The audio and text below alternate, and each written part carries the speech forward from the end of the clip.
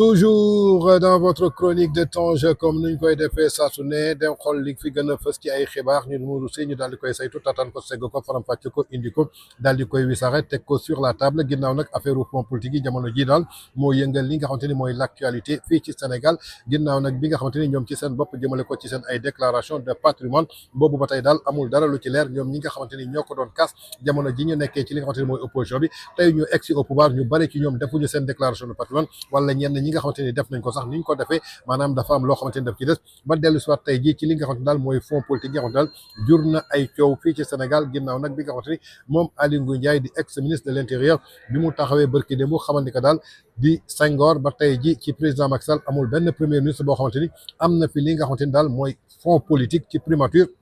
ginnaaw loolu ñu gis Souleymane Ndéné Ndiaye génn def ay révélation mel ni waa Pastef dañ ci bëgg a sukkandiku pour wane ni que daal li Aly Ngouille Ndiaye wax amul ginnaaw loolu nag kii nga xamante ni mooy Daouda Mine moom aussi di chroniqueur judiciaire dafa dellu si waat daal ci plateau daal di yokk ci xar mi karaw nañ ko déglu ji dellu si waat. primature ni ko Abdourahmane Diouf également defoon na ci benn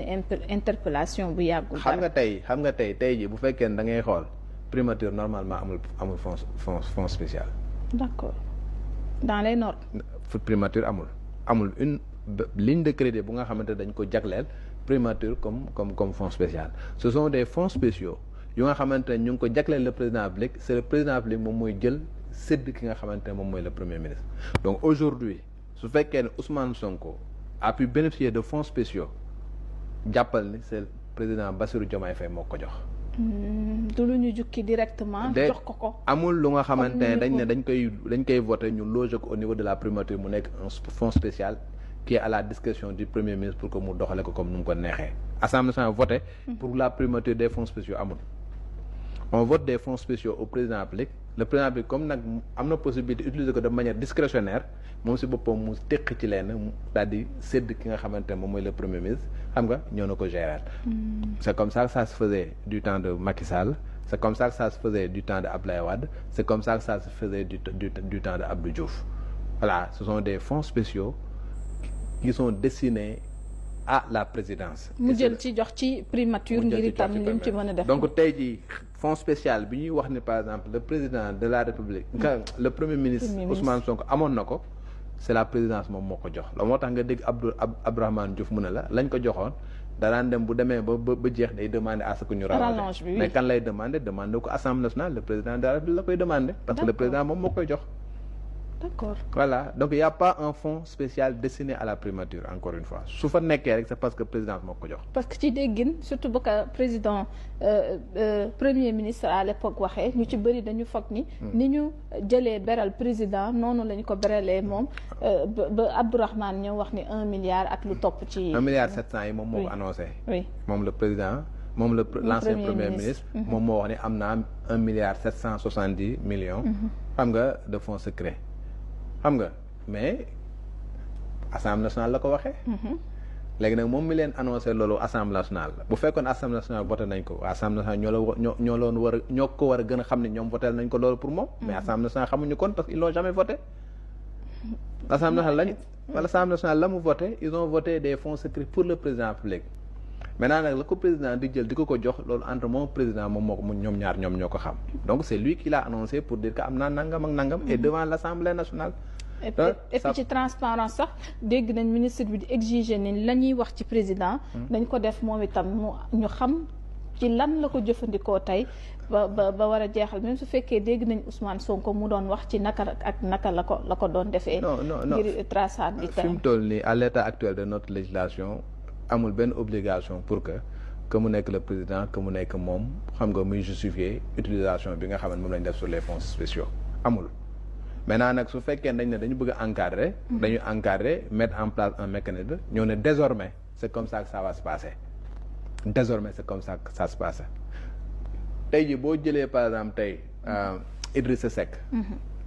kon yaakaar naa ni ñoo ko déggandoo muy révélation Daouda Mine du chroniqueur judiciaire jëmale ko nag ci fonds politique yi nga xam daal jamono ji jur na coow bi nga xamante ni jagleeloon nañ ko daal ki nga xamante ni mooy Mbaye Rapport Mbaye Det Caché Mbaye Sweet Beauty di sàppil na doomu ndeyu Tata Ndiaga Seck fële ci Mbir Batune ginnaaw nag nee nañu bi Sénégal doonee Sénégal ba tey jii si suñu constitution amul benn yoon benn article bu jagleel ki nga xamante ni mooy premier ministre ay fonds politique ginnaaw nag nee nañu loolu amul ñenn ñi nag dellusi nañu nee nañu am na ay premier ministre yoo xamante ni jotoon nañ fi am politique mais bu ñu jaxase bu ñu jaawle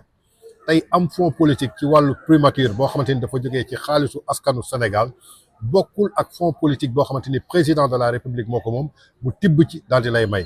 Souleymane Ndéné Ndiaye Abdoulaye Wade moo doon tibb ci fonds politique am daal di ko koy may wax na ko maanaam ay chèque la doon aide de camp wu Abdoulaye Wade moo ko doon yëkkati di ko signer par trimestre. Idrissa Seck pareil Macky Sall déggoon ngeen fi ne 8 milliards Abdoulaye Wade moo ko may kon loolu fonds politique la boo xamante ni dafa nekk suñu constitution président lu ko neex mu def ci su ko neexee mu taal ko su ko neexee mu lakk su ko neexee mu xotti su ko neexee mu jël lépp may ko benn doomam kon loolu bokkul tey jii ak Mbaye Rapport ay fonds politique am Mbaye Rapport dafa am fonds politique boo xamante ni keroog bi ñuy nattal ki nga xamante ni mooy président de la république fonds politique bi nga xamante ni ñu ngi ko bàyyi woon ci 8 milliards dañ ko nattal 20 milliards loo xamante ni toll na ci 20 milliards 20 milliards yooyu nag nga xamante ni nattal nañ ko président de la république si la ñu def ay transfert génnee ci yi nga xamante ni mi ngi jëm fële ca primature kon loolu ay fonds politique la alors que assemblée nationale nattaluñu primature li nga xamante ni mooy fonds politique mais dañu boole 2 coups en 1 kon ce qui veut dire que tey jii fonds politique yi nga xamante ni tey jii Mbaye Rapport mi ngi ko doon am fële ca primature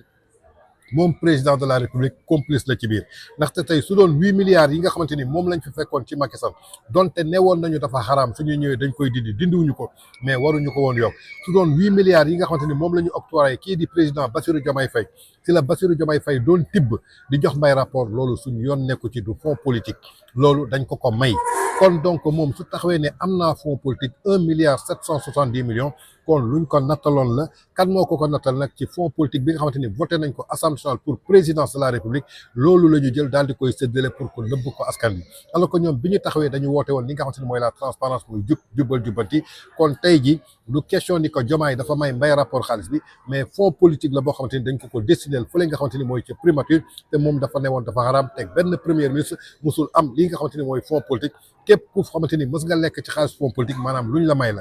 la may nag bokkul man amoon naa fonds politique tey Souleymane Ndéné Ndiaye lenn la mën a wax Ablaye Wade de da doon jël ci fonds politique am di ma may Idrissa Seck dafa mën a wax Ablaye Wade da doon jël ci fonds politique am di ma may Macky Sall mën na ne Ablaye Wade da doon jël ci fonds politique am di ma may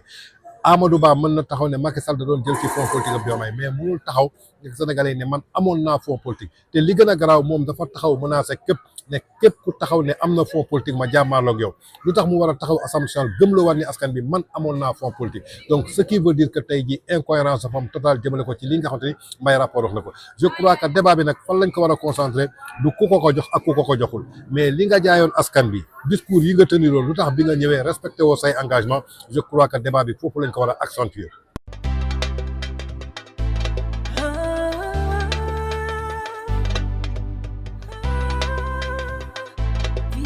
VIP